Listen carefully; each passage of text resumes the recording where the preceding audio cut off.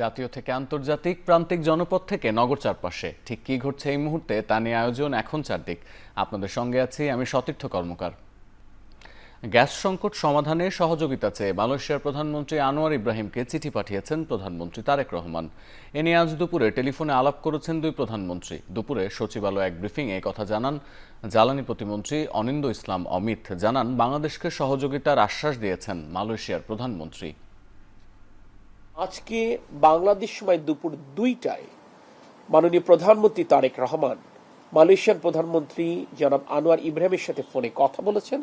বাংলাদেশের এই উদ্ভূত জ্বালানি সংকট মোকাবেলায় তার দেশের সহযোগিতা কামনা করেছেন। জনাব আনোয়ার ইব্রাহিম মাননীয় প্রধানমন্ত্রীকে আশ্বস্ত করেছেন তার তরফ থেকে এবং তার দেশের তরফ থেকে এই সংকট নিরসনে যা কিছু করার সুযোগ করেছেন তিনি দ্রুততম সময়ের মধ্যে তার টিমের সাথে কথা বলবেন, সংশ্লিষ্ট মন্ত্রণালয়ের সাথে কথা বলে মাননীয় প্রধানমন্ত্রীকে অবহিত করবেন। বাংলাদেশে জাপানি কোম্পানির বিনিয়োগ আরও বাড়ানোর পাশাপাশি শিল্প পার্ক স্থাপনের আহ্বান জানিয়েছেন প্রধানমন্ত্রী তারেক রহমান। দুপুরে সচিবালয়ে প্রধানমন্ত্রীর সাথে জাপানের প্রধানমন্ত্রীর বিশেষ উপদেষ্টা উনো ইয়োশিমাসার সৌজন্য সাক্ষাৎ করতে এলে এ আহ্বান জানান তিনি। বলেন, শিল্প পার্ক স্থাপনে জাপান আগ্রহী হলে সরকার সর্বাত্মক সহযোগিতা করবে। বৈঠকে মানব সম্পদ উন্নয়ন, দক্ষতা বৃদ্ধি এবং বিভিন্ন খাতে জাপানের আরও সক্রিয় সহযোগিতা কামনা করেন প্রধানমন্ত্রী। জাপানি ভাষায় দক্ষতা অর্জনের মাধ্যমে বাংলাদেশ থেকে দক্ষ স্বাস্থ্যকর্মী, কৃষি শ্রমিক ও গাড়ি চালক নিয়োগ উদ্যোগ নেয়ার পাশাপাশি জাপানি প্রতিনিধিদের প্রতি আহ্বান জানান। এ সময় দুদেশের বাণিজ্য ও অর্থনৈতিক সহযোগিতা সম্প্রসারণে যৌথভাবে কাজ করার ওপর গুরুত্ব আরোপ করেন প্রধানমন্ত্রী।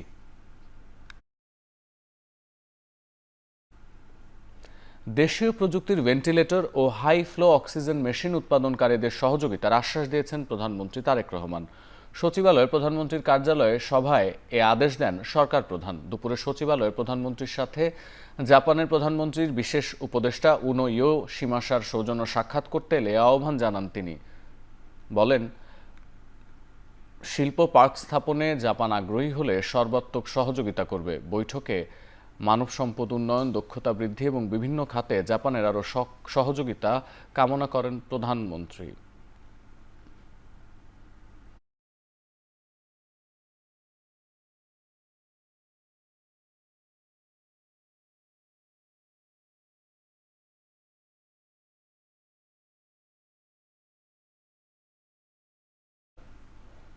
শুধুমাত্র আইন করে বা শাস্তি দিয়ে মাদক নির্মূল সম্ভব নয় বলে মন্তব্য করেছেন স্থানীয় সরকার মন্ত্রী ও বিএনপির মহাসচিব মির্জা ফখরুল ইসলাম আলমগীর। ঠাকুরগাঁয়ে মাদক বিরোধী সচেতনতামূলক সভা শেষে কথা বলেন তিনি। এ সময় সকলকে মাদক বিরোধী সামাজিক আন্দোলন গড়ে তোলার আহ্বানও জানান তিনি। আমরা মাদক বিরোধী ঠাকুরগাঁতে শুরু করেছি সকলকে সম্পৃক্ত করে। আমাদের জেলা প্রশাসক, জেলা পুলিশ সুপার থেকে শুরু করে আমাদের যত সরকারি কর্মকর্তা আছেন, স্কুলগুলো আছে, কলেজগুলো আছে, রাজনৈতিক দল আছে, আপনাদের এই সাংবাদিকদের প্রতিষ্ঠানগুলো আছে, সকলকে নিয়ে আমরা আপনার এই মাদক বিরোধী অভিযানটাকে একটা সামাজিক আন্দোলনে পরিণত করতে চাই। সবার আগে বাংলাদেশের স্লোগান তুলে সরকার এখন সবার আগে বিএনপি প্রতিষ্ঠায় ব্যস্ত, এমন মন্তব্য করেছেন জামায়াতের সেক্রেটারি জেনারেল মিয়া গোলাম পরোয়ার। রাজধানীর মগবাজারে সমসাময়িক ইস্যু নিয়ে সংবাদ সম্মেলনে তিনি বলেন, বিএনপি তাদের 31 দফা রাষ্ট্র সংস্কারের প্রতিশ্রুতিও ভঙ্গ করেছে। নির্বাচন না দিয়ে আপনি প্রশাসক দিলেন, প্রশাসক তো ছিলই, এই যে সব সিটি কর্পোরেশনের প্রশাসক একজন ছিল, সেটাকে সরাই দিয়ে আপনি আবার দলীয় লোকজন দিলেন। আর সারা দেশে আপনি এত রাজনৈতিক দল নিবন্ধিত, পার্লামেন্টে এত দল, একটা দল খুঁজে পেলেন না, সব বিএনপি পাইলেন। সবার আগে বাংলাদেশ তো সবাইকে মিলেমিশে করি না, সবার আগে বিএনপি। আওয়ামী লীগের আমলের দলীয়করণ, দুর্নীতির মহা জমজমাট যে হাট বাজার বসাইছিল, এখন তো 5 মাসেই তো আমরা এখন সেই হাট বাজারের আলামত দেখতে পাচ্ছি। জুলাই গণঅভ্যুত্থানের চেতনা ধারণ করে জগন্নাথ বিশ্ববিদ্যালয়ের উন্নয়ন, দ্বিতীয় ক্যাম্পাস নির্মাণ এবং বিশ্ববিদ্যালয়ে গণতান্ত্রিক সংস্কার নিশ্চিতের দাবি জানিয়েছেন বিরোধী দলীয় চিফ হুইপ নাহিদ ইসলাম। তিনি বলেন, জুলাই কোনো নির্দিষ্ট রাজনৈতিক দলের নয়, এটি জনগণের অর্জন। দুপুরে জগন্নাথ বিশ্ববিদ্যালয়ের কেন্দ্রীয় মিলনায়তনে আয়োজিত জুলাই অভ্যুত্থান স্ফুলিঙ্গ থেকে চলমান বিপ্লব বিষয়ক আলোচনা সভায় একথা বলেন তিনি। তিনি আরও বলেন, যে বিশ্ববিদ্যালয়ের সঙ্গে জুলাই শহীদদের স্মৃতি জড়িয়ে আছে সেখানে পড়াশোনা করা গৌরবের, বলেন দীর্ঘদিনের দ্বিতীয় ক্যাম্পাসের দাবি দ্রুত বাস্তবায়নের পাশাপাশি রাজধানীর ভেতরেই জগন্নাথ বিশ্ববিদ্যালয়ের জন্য একটি উন্নত ও আধুনিক শিক্ষাঙ্গন গড়ে তুলতে হবে। শিক্ষা খাতে বাজেট বৃদ্ধির সুফল এই বিশ্ববিদ্যালয়ের উন্নয়নের মধ্য দিয়ে দৃশ্যমান হওয়া উচিত বলেও মন্তব্য করেন তিনি।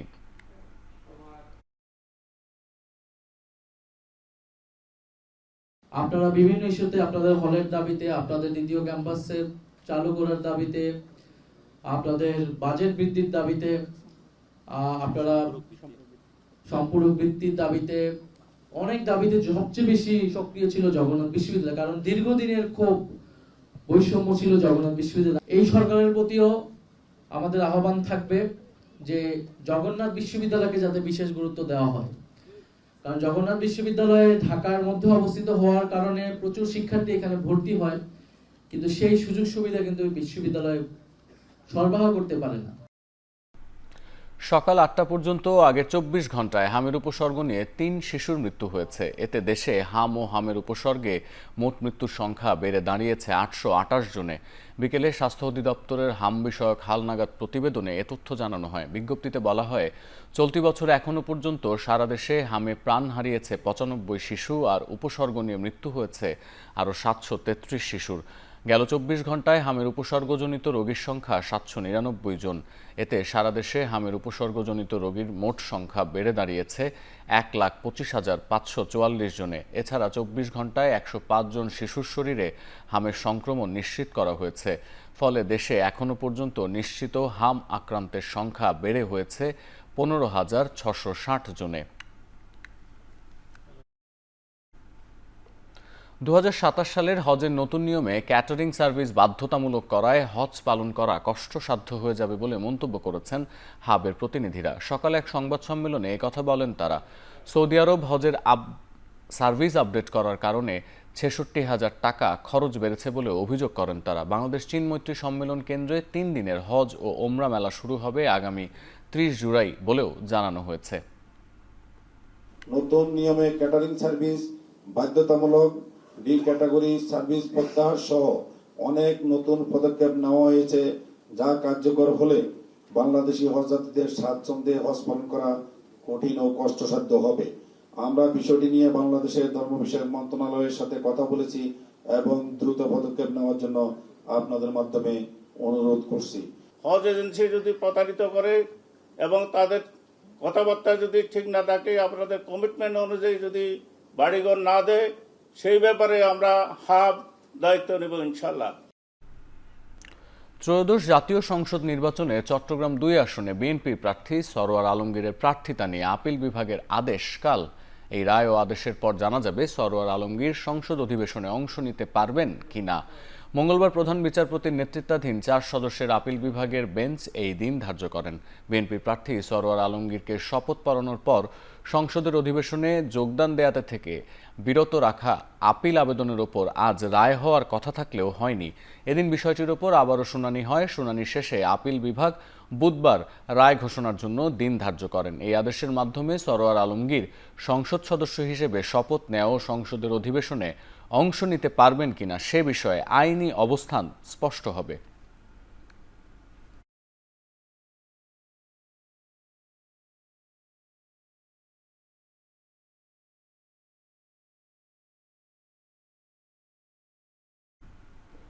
দেশের বাজারে বিক্রি হওয়া ৩৪টি টুথপেস্টের মধ্যে ২৬টিতে ক্ষতিকর মাইক্রোপ্লাস্টিক পাওয়ার ঘটনা তদন্তে ৩ সদস্যের একটি বিশেষজ্ঞ কমিটি গঠনের নির্দেশ দিয়েছেন হাইকোর্ট। মঙ্গলবার বিচারপতি খিজির আহমেদ চৌধুরী ও বিচারপতি জিয়াউল হকের হাইকোর্ট বেঞ্চ এই আদেশ দেন। বিএসটিআই এর একজন প্রতিনিধি, বুয়েটের একজন বিশেষজ্ঞ শিক্ষক সহ গঠিত কমিটিকে ১৫ দিনের মধ্যে প্রতিবেদন দিতে বলা হয়েছে। সম্প্রতি ইউএসডিও নামের একটি বেসরকারি উন্নয়ন সংস্থার গবেষণায় দেখা যায়, বাজারে বিভিন্ন ব্র্যান্ডের প্রতি ১০০ গ্রাম টুথপেস্টে ২০ থেকে ৩২০টি পর্যন্ত প্লাস্টিক কণা রয়েছে এবং শিশুদের ৬টি টুথপেস্টের মধ্যে ৪টিতেও এই কণা পাওয়া গেছে।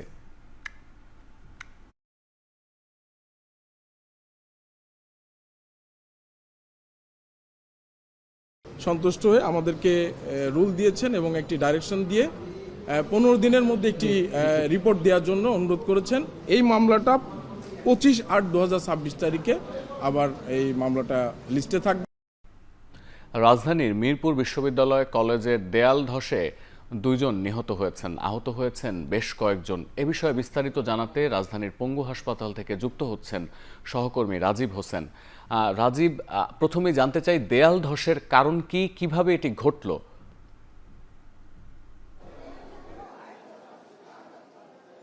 শুধু তো আপনি যেমনটি বলছিলেন দেয়াল ধসের কারণ কি এই মুহূর্তে সুনির্দিষ্ট করে বলার সুযোগ নেই। আমরা যতটুকু জানতে পেরেছি যে এর পিছনে আসলে বেশ কয়েকটি কারণ থাকতে পারে, তবে যতটুকু আমরা এখন পর্যন্ত জানতে পেরেছি যে টিসিবির যে পণ্যবাহী ট্রাক রয়েছে সেটির যে মালামাল, সেটির থেকে যে পণ্য বিক্রি করা হয় সেই পণ্য কেনার জন্য আসলে একটি দীর্ঘ সারি ছিল এবং সেই সারির মধ্যে মহিলাদের আধিক্যই বেশি ছিল এবং সেই সারিটি দেয়ালের ঠিক পাশেই ছিল বলে প্রত্যক্ষদর্শীর বরাতে আমরা এখন পর্যন্ত জানতে পেরেছি। তো বিকেল 3টা নাগাদ বা সেই সময়টিতে হঠাৎ করেই দেয়ালটি ধসে পড়ে এবং এর ফলে বেশ কয়েকজন আহত হয় এবং এই পঙ্গু হাসপাতালে এখন পর্যন্ত কিছুক্ষণ আগে পরিচালক একটি ব্রিফ করেছেন, সেখানে তিনি বলেছেন যে 8 জনকে এখন পর্যন্ত এই হাসপাতালে নিয়ে আসা হয়েছে এবং এর মধ্যে 2 থেকে 3 জনের অবস্থা খুবই আশঙ্কাজনক এবং একজনের মরদেহ এই হাসপাতালেই রয়েছে। এবং পরিচালক যেটি জানিয়েছেন যে এই যাদের অবস্থা আশঙ্কাজনক তাদের মধ্যে একজনকে ঢাকা মেডিকেল কলেজ হাসপাতালে রেফার করা হয়েছে এবং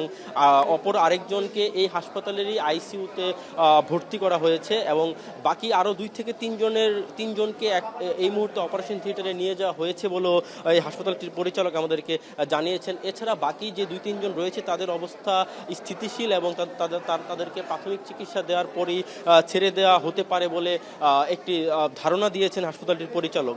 তো সতীর্থ, আপনি প্রথমেই যে প্রশ্নটি করেছিলেন দেয়ালটি কী কারণে ধসে পড়েছে সেই বিষয়ে এখন পর্যন্ত সুনির্দিষ্ট করে কিছু বলার সুযোগ নেই এবং সংশ্লিষ্ট কর্তৃপক্ষ যারা রয়েছে তাদের সাথে এখন পর্যন্ত যোগাযোগ করা যায়নি। হয়তো পরবর্তীতে যোগাযোগ করা গেলে এই বিষয়ে সুনির্দিষ্ট কারণ জানা যাবে এবং এর পিছনে তবে ধারণা করা হচ্ছে একাধিক কারণ থাকতে পারে।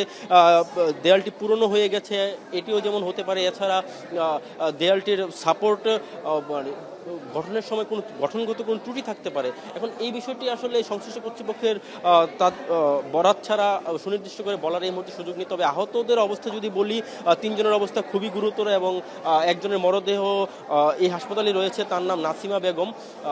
এছাড়া যে বাকি যারা আহত রয়েছেন তারা চিকিৎসাধীন রয়েছেন এই পঙ্গু হাসপাতালে এবং একজনকে উন্নত চিকিৎসার জন্য ঢাকা মেডিকেল কলেজ হাসপাতালে রেফার করা হয়েছে। বিষয়টি কিন্তু সত্যি খুবই মর্মান্তিক। যে টিসিবির পণ্য নিতে যে দীর্ঘ সারি, যে সারিবদ্ধ অবস্থাটি ছিল, যে সারির মধ্যে দাঁড়িয়েছিল তার পাশেই দেয়ালটি ছিল এবং এটি হুট করে ধসে পড়বে সেটি আসলে কেউই ধারণা করেনি এবং যারা প্রত্যক্ষদর্শী রয়েছেন তাদের সাথে 2-1 সাথে কথা বলার সুযোগ হয়েছে। তারা যেমনটা জানিয়েছেন যে কোনো কিছু বুঝে ওঠার আগেই আসলে দেয়ালটি ধসে পড়ে এবং এর কারণেই এই হতাহতের ঘটনাটি ঘটে এবং টিসিবির যে পণ্যের সিরিয়াল সেটি যদি না থাকতো তাহলে হতাহতের সংখ্যা আরও কম হতে পারত বলে ধারণা করছে যারা প্রত্যক্ষদর্শী রয়েছে। তবে সেই টিসিবির সিরিয়ালের কারণেই আসলে হতাহতের সংখ্যা 8 জন হয়েছে। তো সতীর্থ, এই ছিল রাজধানীর পঙ্গু হাসপাতাল থেকে আমার কাছে সবশেষ। রাজধানীর পঙ্গু হাসপাতাল থেকে যুক্ত হয়েছিলেন সহকর্মী রাজীব হাসান। দক্ষিণ আফ্রিকার কুইন্সটাউন থেকে প্রায় 150 কিলোমিটার দূরে সমো এলাকায় দোকানে ভয়াবহ আগুনে 6 বাংলাদেশির মৃত্যু হয়েছে। গুরুতর দগ্ধ আরও একজনের অবস্থা আশঙ্কাজনক। স্থানীয় সময় রাত 3টার দিকে এই মর্মান্তিক দুর্ঘটনা ঘটে। নিহতদের সবার বাড়ি বাংলাদেশের নারায়ণগঞ্জ জেলায়। দোকানের ভেতরের একটি আবাসিক রুমে 7 জন বাংলাদেশি ঘুমিয়েছিলেন। হুট করে আগুন ছড়িয়ে পড়লে ঘুমন্ত অবস্থায় দগ্ধ হন সবাই। ঘটনাস্থলেই মারা যান 6 জন। দগ্ধ একজনকে উদ্ধার করে হাসপাতালে ভর্তি করা হয়েছে। অগ্নিকাণ্ডের কারণ এখনও কিছু জানা যায়নি। এরই মধ্যে তদন্তে নেমেছে পুলিশ। এ ঘটনায় শোকের ছায়া নেমে এসেছে দেশটিতে বসবাসরত প্রবাসী বাংলাদেশিদের মধ্যে।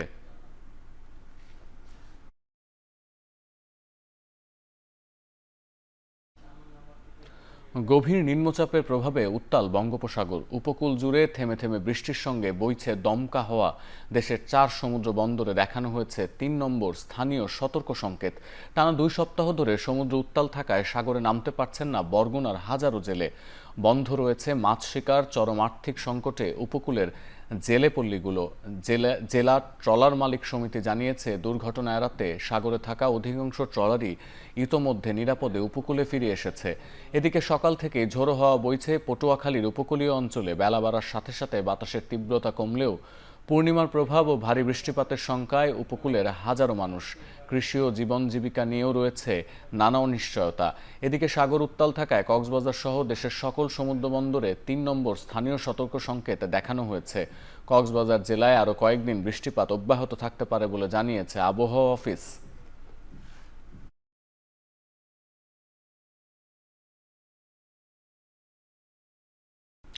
এবার আন্তর্জাতিক প্রসঙ্গ।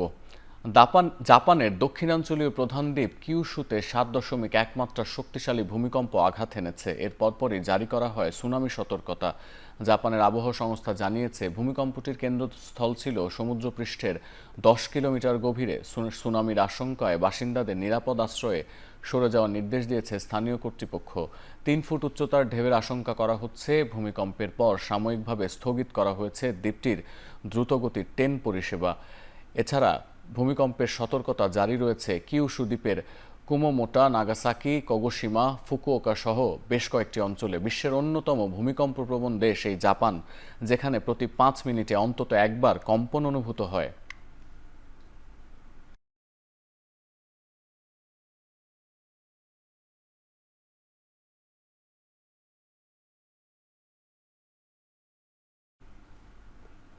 চার মাসের ব্যবধানে দ্বিতীয়বারের মতো কানাডায় মার্কিন দূতাবাসের কাছে গোলাগুলির ঘটনা ঘটেছে। তবে এ ঘটনায় কোনো হতাহতের খবর পাওয়া যায়নি। সোমবার স্থানীয় সময় ভোরে টরন্টোর দূতাবাস ভবনটির বাইরে প্রথমে গুলির শব্দ শুনতে পান সেখানে নিয়োজিত এক কর্মকর্তা। এ সময় ঘটনাস্থল থেকে একটি লাইসেন্স প্লেটবিহীন গাড়ি দ্রুত পালিয়ে যায়। পরে দূতাবাস এলাকার নিয়ন্ত্রণ নেয় পুলিশ। তবে এ ঘটনায় এখনও পর্যন্ত কাউকে আটক করা হয়নি। হামলার কারণ ও উদ্দেশ্য অনুসন্ধানে কাজ করছে পুলিশ। এর আগে গেল মার্চে টরন্টোর মার্কিন দূতাবাসের সামনে গোলাগুলির ঘটনায় 2 যুবককে গ্রেফতার করে পুলিশ। এবার খেলার খবর। ফুটবল দলবদলে ইংলিশ ডিফেন্ডার জন স্টোনসকে দলে ভেড়ানোর দ্বারপ্রান্তে ইন্টার মিলান। ফ্রি এজেন্ট হিসেবে ইতালিয়ান এই ক্লাবে যাচ্ছেন এই ডিফেন্ডার। গেল মৌসুমে ম্যানচেস্টার সিটিকে বিদায় বলার পর থেকে ইটালিয়ান 2 জায়ান্ট ইন্টার মিলান এবং ওভেন্তাসের নজর ছিল স্টোনসের দিকে। যদিও শেষ মুহূর্তে ইন্টার মিলানই অনেকটা এগিয়ে যায়। ইতালির একাধিক গণমাধ্যমের ভাষ্য, নেরাজ্জুরিদের সঙ্গে এরই মধ্যে পাকা চুক্তি করে ফেলেছেন ইংলিশ ডিফেন্ডার। এদিকে স্টোনসের জাতীয় দলের সতীর্থ জর্ডান হেন্ডারসনের জন্য দৌড়ঝাঁপ করছে চেলসি। ব্রেন্টফোর্ড থেকে এই ইংলিশ মিডফিল্ডারকে দলে ভেড়াতে কোনো অর্থই খরচ হচ্ছে না চেলসির। আর তাদের নগর প্রতিপক্ষ আর্সেনাল এখনও পর্যন্ত চেষ্টা করে যাচ্ছে ভিনিসিয়াসের জন্য। গানারদের বিশ্বাস, বড় অঙ্কের বেতন দিয়ে রিয়াল থেকে ভিনিসিয়াসকে আনতে পারবে তারা।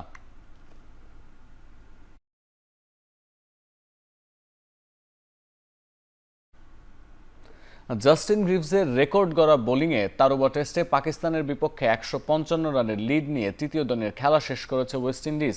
তবে লিড নিয়েও খুব বেশি স্বস্তিতে নেই স্বাগতিকরা। তৃতীয় দিনের শেষে উইন্ডিজদের সংগ্রহ 7 উইকেটে ১২৬ রান। নিজেদের দ্বিতীয় ইনিংসে ওপেনার ত্যাগনারায়ণ চন্দরপল ছাড়া আর কেউই ৩০-এর বেশি স্কোর করতে পারেননি। মোহাম্মদ আব্বাসের 3 উইকেট এবং খুররাম শেহজাদের 2 উইকেটে দিনে লিড নিয়েও চাপে থাকতে হচ্ছে ওয়েস্ট ইন্ডিজকে। এর আগে পাকিস্তান নিজেদের প্রথম ইনিংসে অল আউট হয় 282 রানে। ইতিহাসের প্রথম বোলার হিসেবে গ্রিভস টানা 5 ওভারে কোনো রান না দিয়েই উইকেট শিকার করেছেন।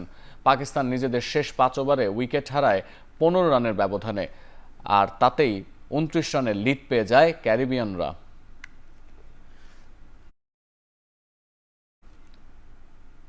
শেষ করছি এখন চারদিক। এখন টেলিভিশন ওয়েবসাইটে দেখতে ভিজিট করুন এখন.tv। এছাড়া ফেসবুকে দেখতে ভিজিট করুন facebook.com/tv.এখন। আর ইউটিউবে দেখতে ভিজিট করুন youtube.com/c/echontv।